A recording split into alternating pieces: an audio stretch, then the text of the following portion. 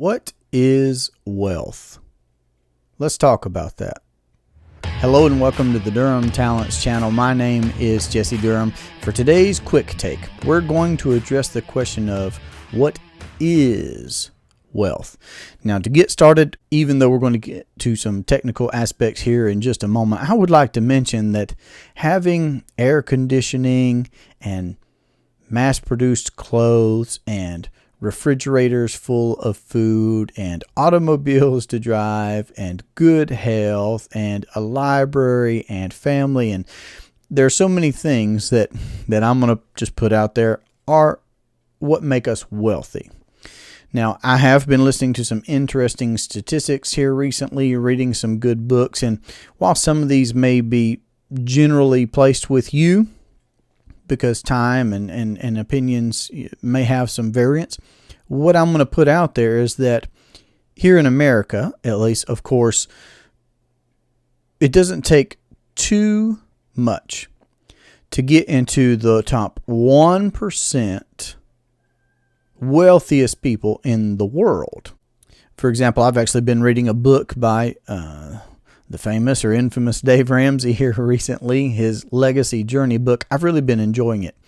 And he's setting an example of Americans by saying that the vast majority of Americans actually fit into, I believe it's the top 1% of wealthiest people in the world based off of income. And it just doesn't take, 30, 40, 50, 60, it just doesn't take too many thousands. I believe was it 30,000 or 50,000? But just follow what I'm saying here. Again, having food in the refrigerator, good health, family, a working car. I mean, these types of things really set you apart from the world at large. But when it does come to the technical aspect of how wealth is created and your income being, of course, a great generator of wealth, is represented very skewed here in America. I mean, it's easy to get complacent in recognizing what it is that we have is all I'm trying to say. Now, let's actually talk about the definition of wealth. Well, wealth is not money, let me say right off of the bat. So money, the US dollar, for example, is simply a means of exchange. And there have been other means of exchange over time, whether that was Portuguese silver, salt to Roman soldiers from the government, whether that was gold-backed US dollars, whether that's the fiat currency that we have now. Money is just a means of exchange. So there's nothing wrong with having a lot of money, but just recognize that the money itself is simply a means of exchange. And I would argue that true wealth is better defined as goods and services. Because if there's someone out there that offers firewood, and I'm not someone that wants to go out and buy the equipment to be able to procure my own firewood for myself, I'm going to make an exchange with someone that is in that business, does have those tools, has assumed that risk of that particular labor, brings that product to me, provides that service. So there's a product and a service there. You're getting the product and you're getting delivery. And we're going to make an exchange. And here we're using dollars in America. But I would say that wealth is really in the goods and the services themselves. And there's some real practical ways to look at this. Just imagine yourself out in the woods. I say the woods. It could be desert. It could be mountain. It could be whatever for you. Woods is what we have here. And imagine yourself out in the woods. Well, it doesn't take you very long to realize that there are a few necessities in life. And while dollars perhaps could be burned, that's not very serviceable to you. It'd be much better to have a hot meal. So again, I'm just trying to tie back to us recognizing really how great we have it here in America.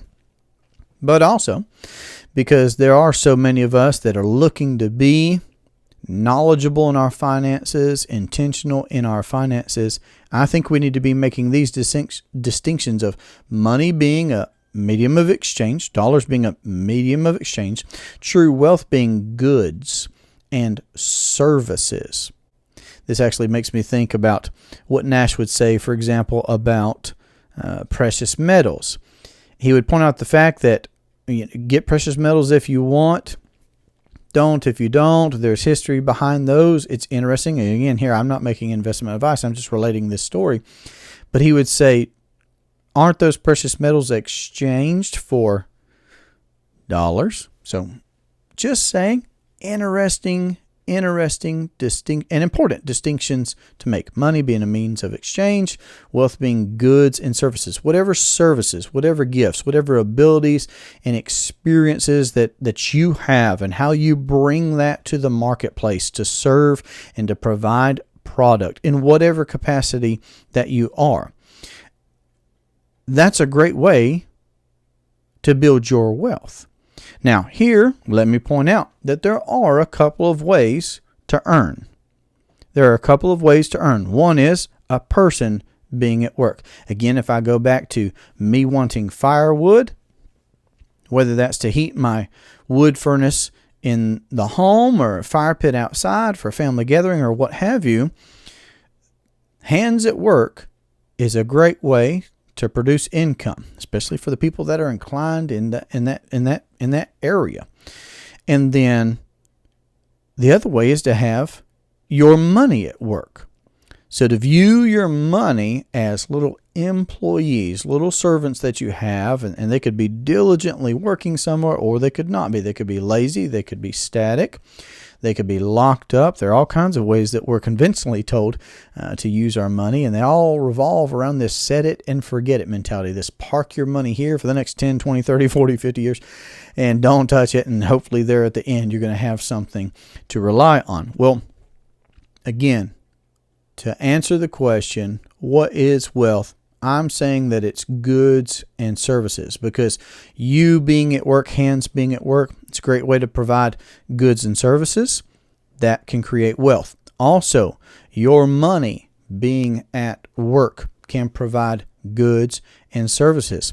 Now, let's say I am making a loan to someone that's looking to get some business equipment, someone that's looking to put a down payment on a home, whatever the case happens to be. Now, I'm not laying my hands to that task, but I can use my dollars, my medium of exchange, just that representation of the goods and services that I've already accumulated, and I can use those funds, that capital, I'm going to use the word capital now, I can use that capital to further my wealth while providing a good or a service to someone else. So the two ways to earn, the two ways to accumulate wealth are going to be people at work or money at work.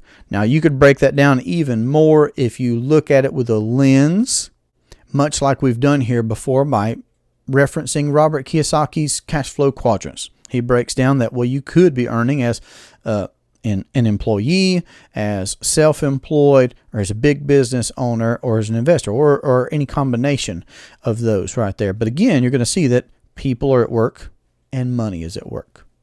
So those are some interesting filters. I believe those are also some important distinctions to make in defining what is money, what is wealth, what is the market, what is goods and services.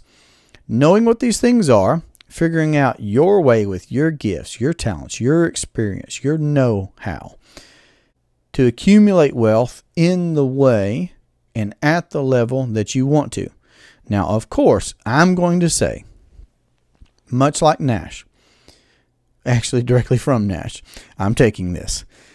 He would say that becoming your own banker is the most profitable thing that you could do over your lifetime. Nash would say that the most profitable thing that you could choose to do over your lifetime is to become your own banker. Here's one simple reason: by adding one step.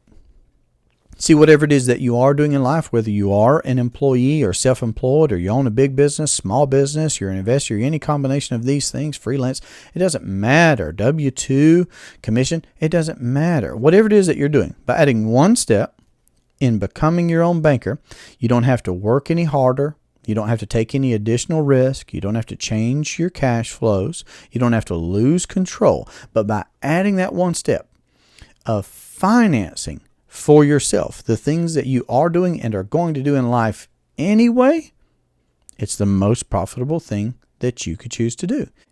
Two more points. One that comes to mind on this idea of what is wealth.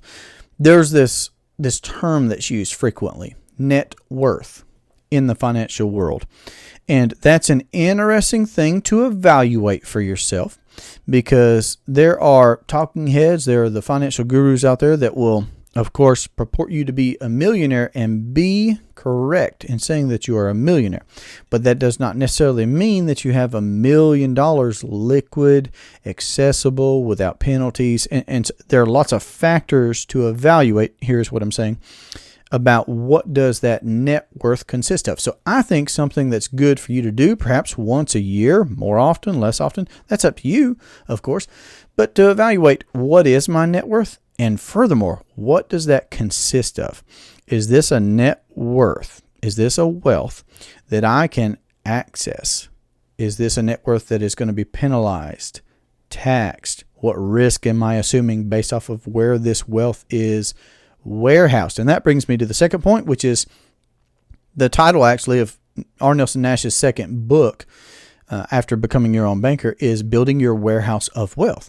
And he would say that wealth must reside somewhere. So a great question to ask yourself is, wealthy or not wealthy, building myself towards wealth, I'm on my way to becoming wealthy. Where are you warehousing that wealth? Because wealth must reside somewhere. Where do you put your dollars? Again, going back to point one, can you access that? What risk are you assuming? What taxation or litigation? All these different things that you may or may not be exposing yourself to. What does that look like? So I think understanding what wealth is, having a distinction between goods and services represented in wealth, and knowing what money actually is, just the means of exchange, that medium of exchange, and then considering where am I warehousing wealth? Am I even warehousing wealth? And that brings us to the human problems. Conquer Parkinson's. Recognize the golden rule. That way you can be beginning to build wealth. If you haven't done anything yet, you might be early on your journey. Maybe it's later on your journey, but you're just now getting around to these things. Either way, I hope that these distinctions and these definitions have been helpful. And again, remember, this is all centered around what it could look like for you becoming your own banker and implementing this knowledge. So if you haven't read his book, I encourage you to read the book, Becoming Your Own Banker by R. Nelson Nash. If this topic intrigues you, make sure to check out our presentation on our YouTube channel. If you'd like to have a conversation about how to implement the infinite banking concept into your household or your business or your investing, then don't hesitate to contact us. And if you would, please share this. These are big asks. I get it. But if you would, if this has been helpful to you, interesting to you, insightful for you, please leave a comment or share this with someone that you would like to see become financially free and independent. And I do look forward to our next conversation. Have a great day. Take care. Right? Yeah. So we're going to do a 5, 4, 3, 2, 1. No, I'm not saying this correctly. Well, Jesse, let's hope the people recognize you. It's been some years since you've had the beard. Yeah, sure, that's true. All right. Let's do another one.